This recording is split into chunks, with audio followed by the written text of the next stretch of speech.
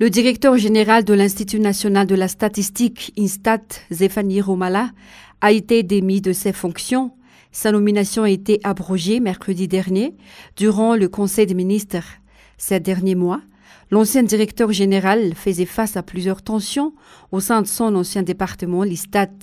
Des employés contractuels ont en effet entamé en septembre un mouvement de grève pour réclamer leur intégration dans la fonction publique et l'ajustement de leur salaire avec ceux des autres employés qui sont des fonctionnaires.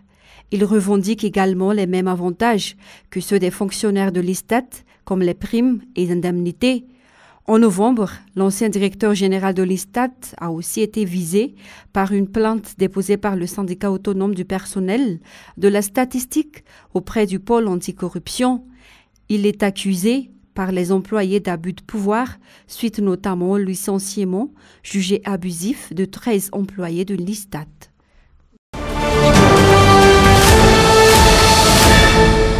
Il ne nous reste que quelques heures avant la célébration du jour de Noël.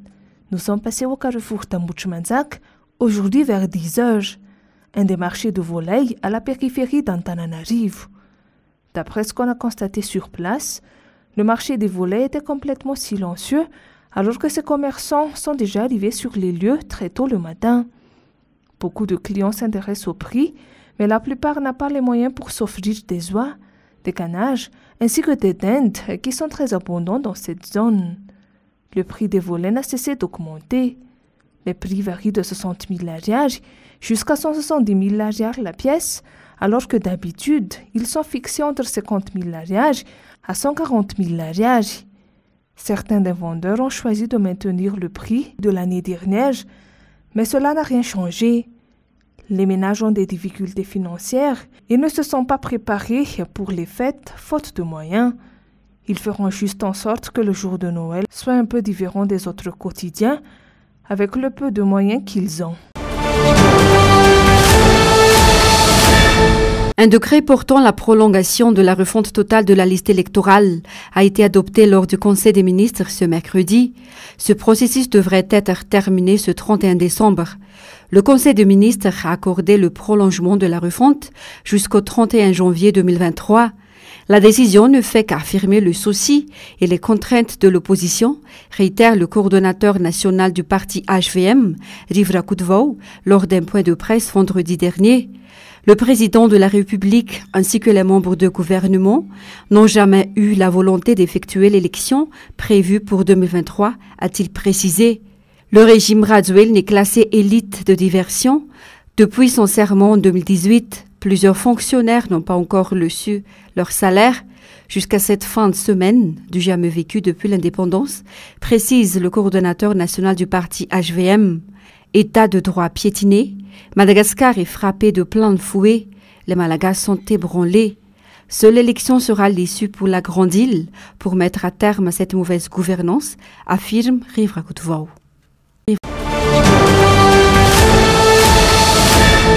Un peu plus de 850 ménages, regroupant environ 10 000 personnes dans les 15 quartiers de la Haute-Ville, tels que Manzakamiadan, Ambuidepun et Faravouich, sont menacés par des éboulements et les risques de glissement de terrain, alerte le Bureau national de gestion des catastrophes, ou BNGRC, qui a demandé aux habitants de quitter les lieux.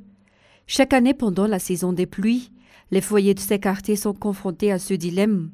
Sur ce, les autorités invitent les populations des quartiers situés autour de la colline de Manzakamiadan à quitter leur foyer pour rejoindre des endroits plus sûrs, car personne ne sait quand le danger va survenir.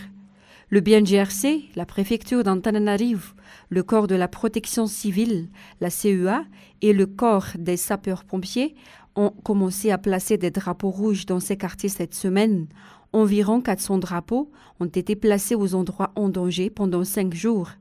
Le BNGRC insiste sur la fragilisation du sol autour des collines de Manzakamiadan, d'Ambuidepun et de Faravouich, aggravée par les fortes averses qui commencent à tomber en ces périodes de pluie.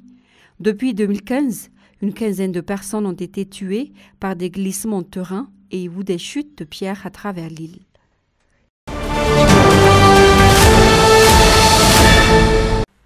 Chose promise, chose due, L'entraîneur de Barré a publié vendredi les listes des joueurs qui participeront au CHAN en Algérie. 26 joueurs en cours de création selon la requête de l'entraîneur Artunjabe Romuald Diroro afin de maintenir la force de l'équipe après la blessure de Tsik, Tsit, Steve et Einakel qui ne sont pas inclus pour le match en Algérie. Les critères de sélection des qualifiés ont été basés sur la technicité d'après l'entraîneur. Pour évaluer également la possibilité de blessure des joueurs lors des 2 matchs de préparation de Barré en Tunisie avant le match contre l'Algérie.